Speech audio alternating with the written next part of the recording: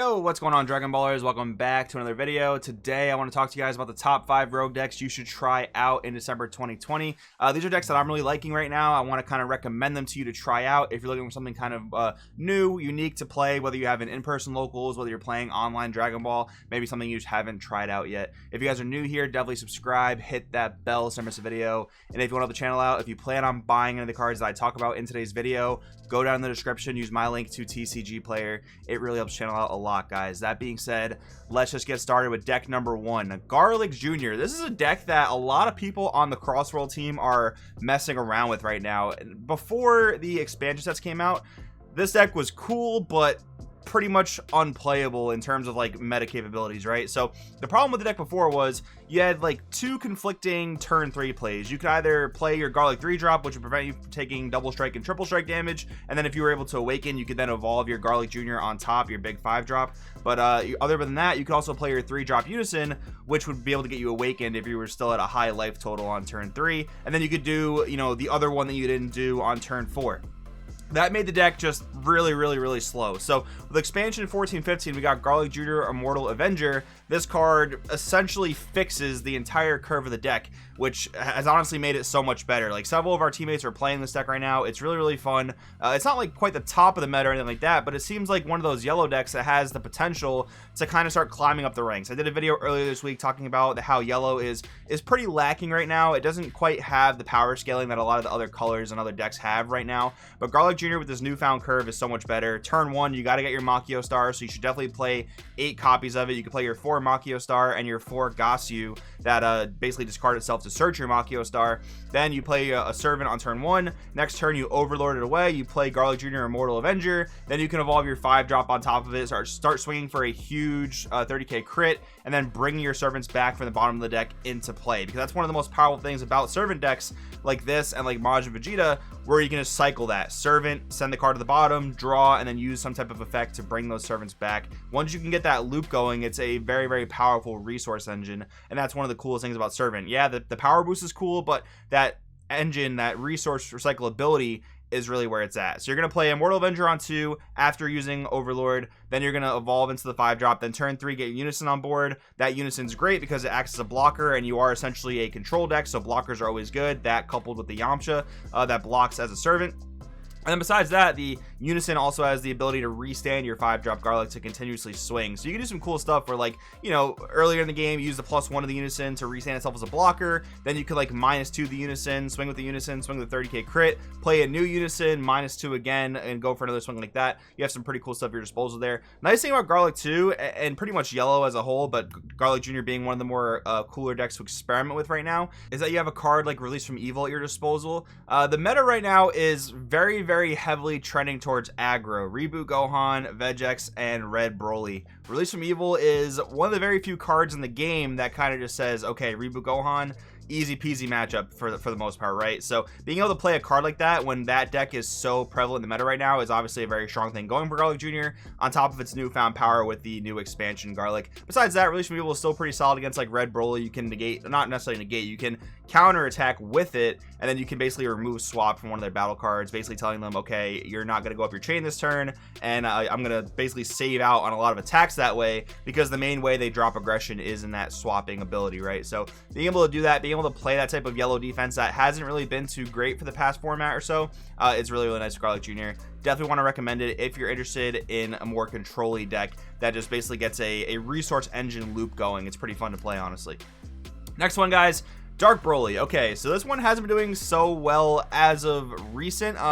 When we've seen Dark Broly in like these set 11 top cuts, I don't think we've really seen it in too many draft box 6 top cuts, but when we've seen it, it's really been like 1 or 2 slots. It's done pretty well, but I'm not quite ready to say it's like a big meta deck yet, because just not enough people are doing well with it. But I also think there's like a barrier to entry with the deck in terms of the play style and the need for proper sequencing.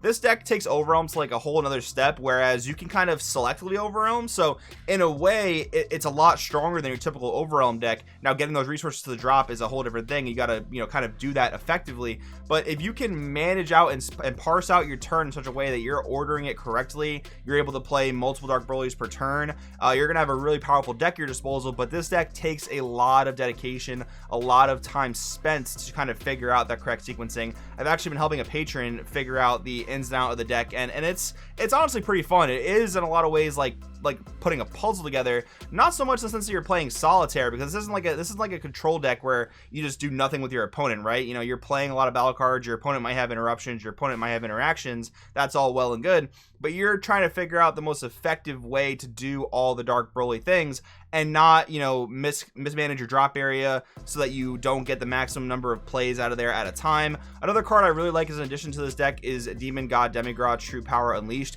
This card coming out of Draft Box 6 is an amazing addition to Dark Broly. It is a bit more on the expensive side, so that is a little bit unfortunate, but I think that the price is starting to taper off a little bit here. But anyways, this card is an amazing turn 2 play that allows Dark Broly to play a little bit more of like an elongated game than it was able to before, because one of the problems with Dark Broly was its worst matchup by far are blue decks that just have like infinite defense, like Son Gohan Baby's Minion, Vegeta Ready to Rumble, Trunks Heroic Prospect, Godsling Technique Trunks. Basically, you know, the game would go too long, Dark Broly would run out of steam and not be able to push through all those floodgates. But a Demon God Demigra on turn 2, especially if your opponent doesn't have access to God Stealing Trunks, this card puts in so much work, allows you to play that little bit of the longer game, because every single time he attacks, your opponent is losing a card from their hand, and that's going to help you outgrind those super long late game matchups that normally you have an issue with. But I say that, but then you look at the Sin Shenron matchup, and this deck just absolutely demolishes Sin Shenron, because you have super easy access to removing their Sin Shenron 9-drop, and you have really easy removal for their negative energy Dragon Balls in their drop area.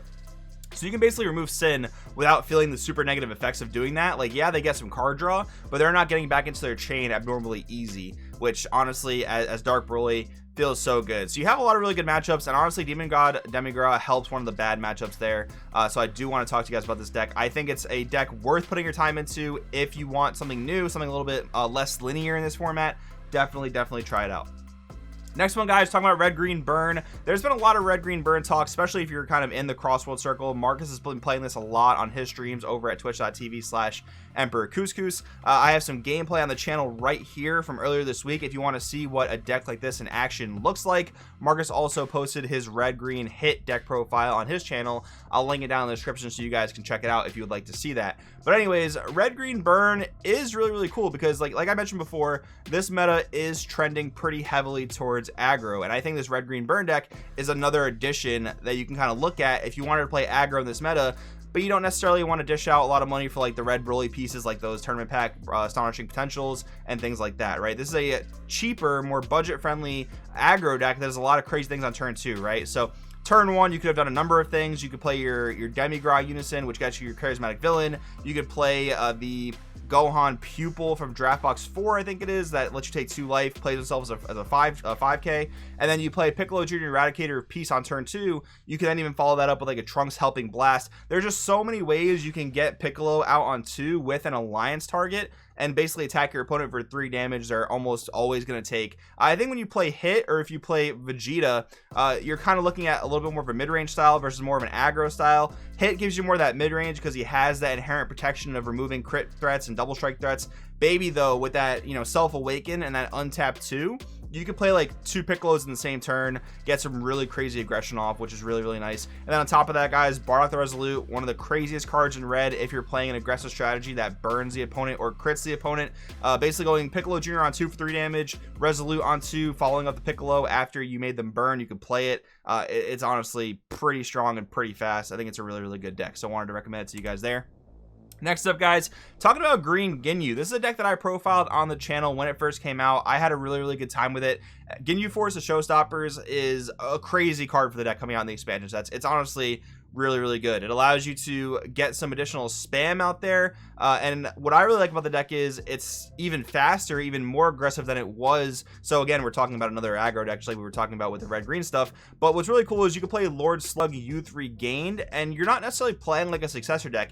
If you think about it, it's kind of like a dumbed down Cell Xeno. Not that it's like super comparable in power to Cell Xeno, but it's like, you know, you play a bunch of Ginyu Forces on your turn 1, turn 2. If you can get out the Showstoppers, deal some damage with it, like a turn 1 15k, who's gonna be able to stop that for a damage, right? Unless they're gonna spend a super combo on it. And then once you spam out a bunch of, like, you know, Ginyu Force Showstoppers, go into a Raccoon, which gets you into another Ginyu, then you can successor them all away for youth regained, go for a huge double strike on turn 2. That's a super strong, super fast deck, right? So if you like thematic stuff, if you want to play a Ginyu based deck and just spam the heck out of a field and go into a big successor, a big double striker, your opponent's probably gonna have a pretty tough time getting around that. Honestly, I definitely want to recommend it. Such cool stuff to revisit now that we've gotten some more support for the Ginyu archetype.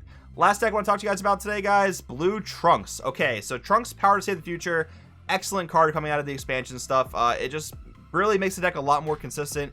Basically, you can get your Gokus and Vegetas into your life that you need to be there, because when they're hit out of your life, you reveal them, you can put them in your energy, and you draw a card. Like, imagine taking a damage and getting a free energy out of that. It's kind of nuts that way. Besides that, what's really cool about Trunks is he is pretty much immune to Red Broly. Not that it's like an auto win by any means, but like, this leader cannot be damaged by crit. Like, if your life would be placed in the drop, you can still reveal it and add it to your hand, or put it in your energy if it's the applicable card, right? Which is super cool. Another thing besides Trunks, another thing that Trunks has going for it rather, is SSB Vegito Paralyzing Prowess. If you look at it in context to what we have in the meta right now, like a card like Gogeta 7 is banned, right? This is a deflect, triple strike, barrier threat that comes out for relatively cheap, just 4 energy over a Vegito that you play for free anyway. And when he swings or when he's played, your opponent chooses 2 cards in their hand and places them at the bottom of the deck in any order. Big boss monster, 8-drop, has deflect, so it's safe from Godsling Technique Trunks, safe from Frieza Charismatic Villain. Not much is stopping this, and again, yellow is not really being played right now, so cards like Chomp the Trickster, cards like Mutaito, they're not going to be able to touch this, right? You're just not often going to face up against yellow. So sticking this guy, he's probably sticking around the rest of the entire game. He's probably winning in the game if your opponent has no answer for him. So guys, these are the decks that I've been enjoying right now. I wanted to kind of just talk to you guys about them, let you guys know they're out there if you're looking for something new to play in this format. But anyways, guys, I do want to know in the comments below, do you have any other suggestions for rogue decks that you would tell, you know, any number of players, hey, you should try this out, or anything you think about my picks here? Let me know in the comments. Thanks for watching, and I'll see you guys next time.